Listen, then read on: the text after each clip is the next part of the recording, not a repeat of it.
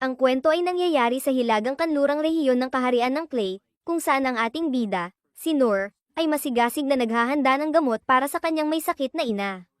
Kinain niya ang gamot at nagpahayag ng pasasalamat sa kanyang walang sawang pag-aalaga, at sinabihan ni Noor siya ng kanyang balak na pakainin ang mga tupa. Hiniling ng kanyang ina na ay pangako niya na hindi siya lalabas sa hadlang, at siya ay solemneng sumasang-ayon. Binanggit niya ang kanyang plano na magdala ng mga prutas at karneng kuneho upang gumawa ng sabaw. Ngunit nagsimula ang kanyang ina na umubo. Nag-aalala, inaalok ni Noor na ipakuluan ng tubig para sa kanya, ngunit pinigilan siya, at malumanay na pinunasan ang dumi sa mukha ng kanyang masipag na anak. Sa mabigat na puso, humihingi siya ng paumanhin dahil hindi siya makapagbigay ng higit pa, na inaamin na nararapat niyang piliin ang kanyang sariling landas. Nang dumating ang gabi, ang eksena ay lumilipat kay Noor na naghahanda ng sabaw gamit ang karneng kuneho at mga prutas na kanyang nakalap. Nang matapos ito, dinala niya ito sa kanyang ina, na sinusubukang paggising, ngunit wala siyang tugon. Labis na nalulungkot si Noor na natuklasan na siya ay pumanaw na. Itinayo niya ang isang libingan para sa kanyang ina sa tabi ng kanyang ama, at nagdadalamhati ng tahimik. Pagkatapos ng trahedyang ito, lubos na nagpunyagi si Noor sa rutinadong paghahanap ng pagkain, pag-aalaga sa kanyang mga baka, pag-aayos ng kanyang tahanan, at pagbabasa ng mga libro. Ang bawat araw ay nagkakahawig sa susunod.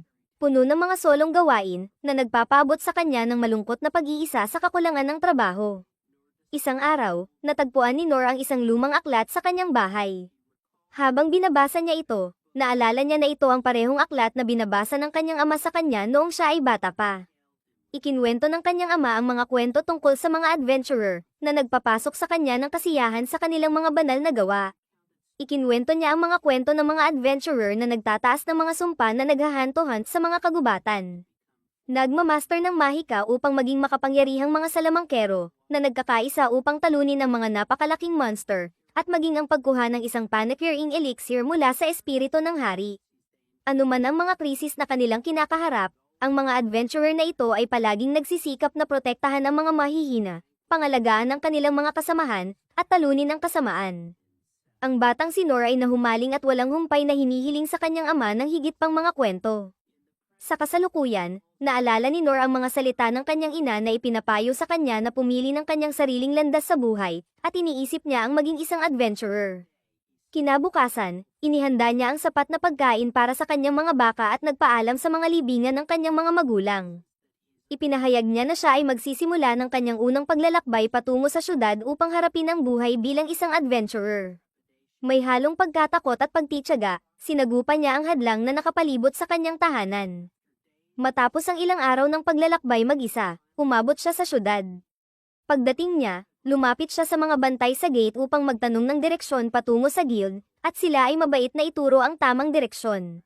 Sa loob ng syudad, si Noor ay parang isang simpleng taga-probinsya, malawak ang mga mata sa kakaibang mga tanawin, at lahat ay nakakapukaw sa kanya.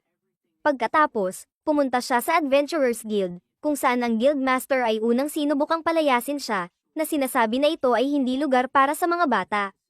Ipinagpilitan ni Noor na ang gatekeeper ang nagpunta sa kanya dito kung gusto niyang maging isang adventurer.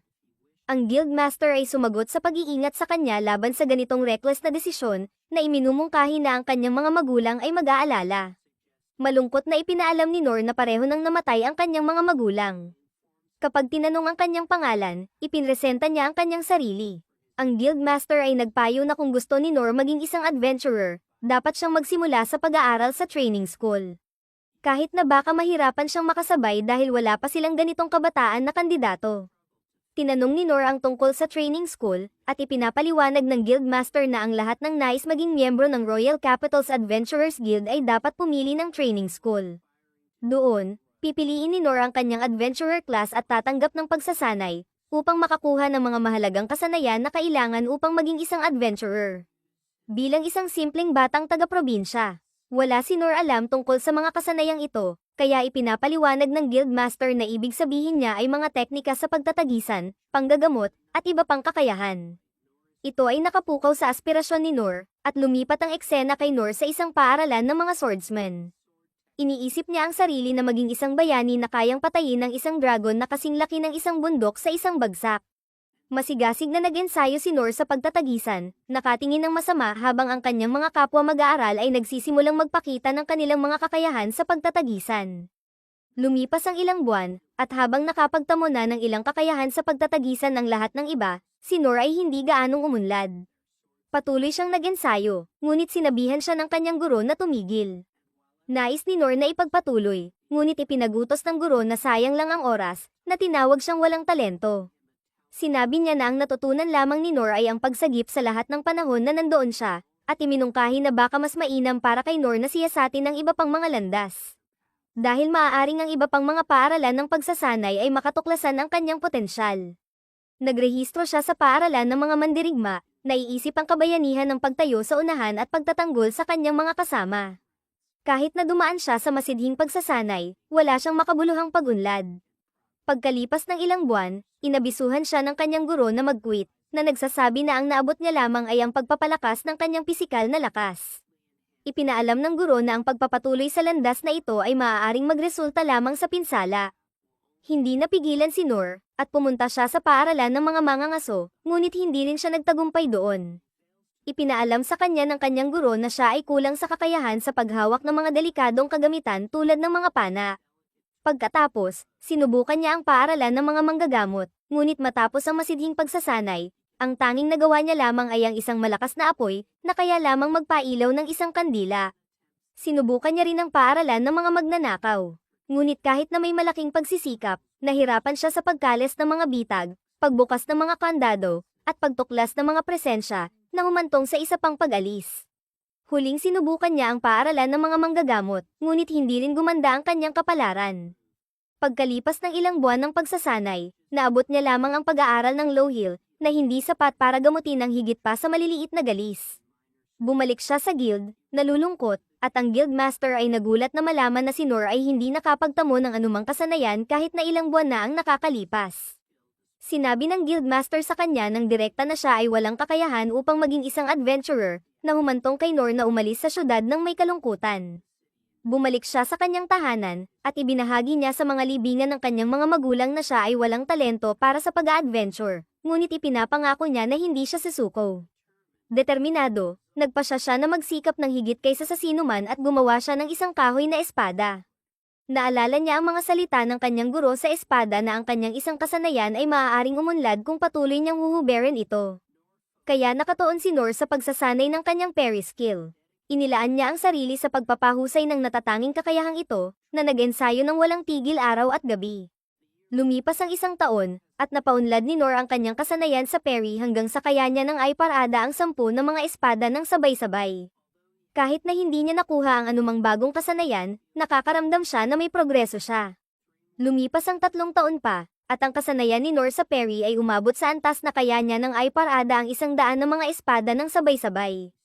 Ngunit hindi pa rin siya nakakakuha ng anumang bagong kakayahan. Sa kabila nito, hindi na bago ang kanyang determinasyon, at patuloy siya sa walang humpay na pagsasanay.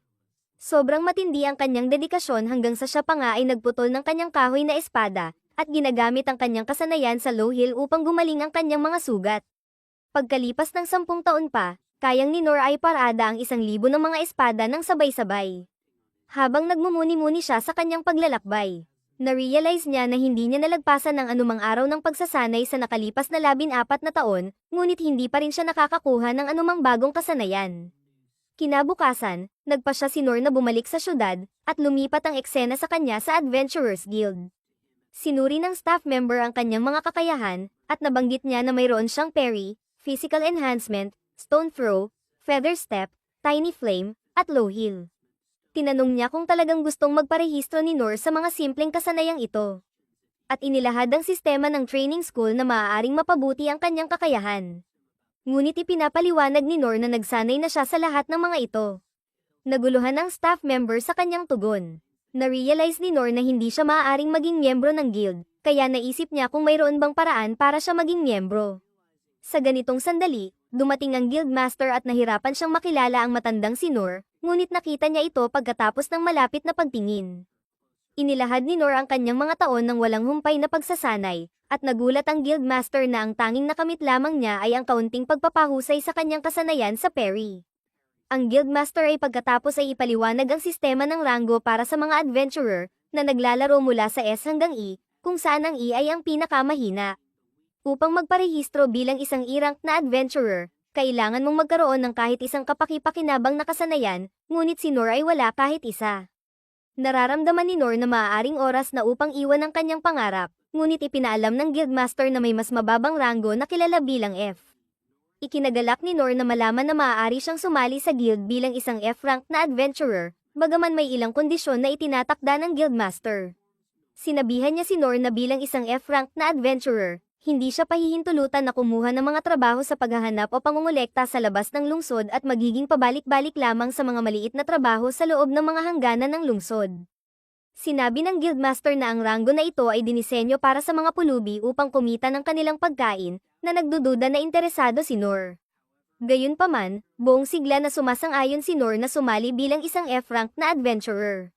Nagulat ang Guildmaster sa determinasyon ni Noor at ipinapatala siya. Lubos na nalulugod si Noor na tumanggap ng kanyang adventurer card at masigasig na nagsimulang kumuha ng maliit na mga trabaho sa buong lungsod.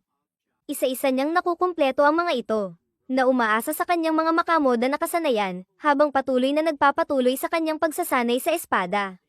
Lumipas ang mga araw na masigasig na tumutulong si Noor sa mga tao sa bayan, at isang gabi, habang nakaupo sa tabi ng apoy, nag-iisip siya tungkol sa kanyang tagumpay na maging isang adventurer na tumutulong sa mga tao.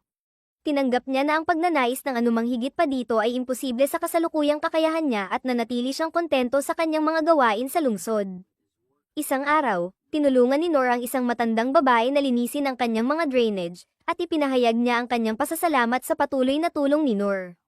Mamaya, habang nagtatrabaho sa isang construction site, napansin niya ang isang liwanag na nagmumula sa isang yungib at narinig ang mga sigaw ng tulong. Mabilis na tumakbo siya patungo sa yungib at natagpuan ang isang Minotauro na nakahandang patayin ang isang babae. Isang pangkat ng mga knight ay nagsisikap na protektahan siya. Ngunit sila ay hindi katapat ng napakalaking hayop. Madaling pinatay ng Minotauro ang mga knight, kasama ang kanilang kapitan, na nagdulot ng isang malagim na pangyayari at nagpapatakot sa babae. Sa isang desperadong kilos, ginagamit ni Noor ang kanyang kasanayan sa rock throw upang ilihis ang atensyon ng Minotauro. Sumasalubong ang hayop sa kanya, ngunit mahusay na pinaparada ni Noor ang mga pag-atake nito. Habang patuloy ang pag-atake ng Minotauro, nagsisimula ng magkasira ang tailback ni Noor sa bawat suntok. Na-realize ni Noor na wala siyang kasanayan sa pag-atake upang talunin ang Minotauro, at nauunawaan niya na ang paghanap ng bukas ay hindi sapat. Nakita niya ang babae na nasa panganib pa rin, at gamit ang feather step at parry, nagawa niyang iligtas siya mula sa isang pag-atake, na nagresulta sa pagkabagsak ng kanyang tailback. Determinado na ipagtanggol ang babae, naalala ni Noor ang mga salita ng kanyang ama tungkol sa kakailangan ng isang adventurer. Kahit na alam niya na baka hindi na niya maabot ang kanyang mga pangarap na maging isang adventurer. Napagtibay niya ang kanyang pasya na ipagtanggol siya anuman ang mangyari. Muling sumalubong ang Minotauro, ngunit pinaparada ni Noor ito, na nagresulta sa pagkawala ng palako ng hayop mula sa kamay nito at hindi sinasadyang pagputol sa ulo nito. Na-realize ni Noor na sana siya ay namatay kung patuloy pa ang laban, na nagpapahiwatig ng kanyang pakiramdam na hindi siya sapat. Nagpasalamat sa kanya ang babae sa pagsagip sa kanyang buhay at tinanong ang kanyang pangalan, ngunit mapagpakumbaba niyang sinabi na hindi siya karapat-dapat alalahanin at umalis. Hindi nagtagal, dumating ang mga kabalyero upang iligtas ang babae, habang bumabalik si Noor sa bayan. Pinag-iisipan niya ang katotohanan na halos napatay siya ng isang simpleng hayop at napagtibay niya ang kanyang pasya na mas pag-aralin pa ang kanyang sarili.